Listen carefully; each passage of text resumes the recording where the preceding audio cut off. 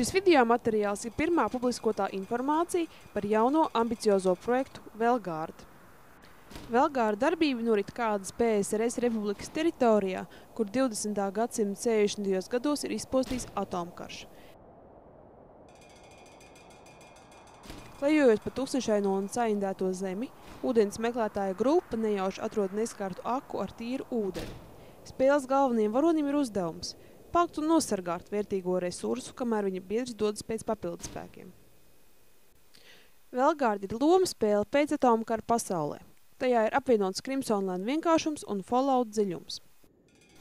Galvenā varoņa rīcībā ir 7 dienas. To laikā spēlētājiem jācenšas nosargāt aku no žurkām un saindēšanas, nepieļaut, ka to atrod citi, un pats galvenais – izdzīvot.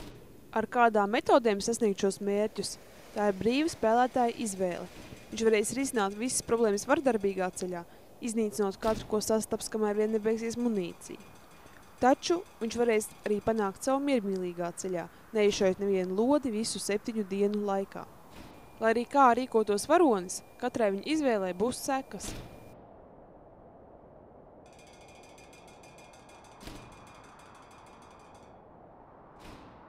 Šoziem aka būs jānosargā.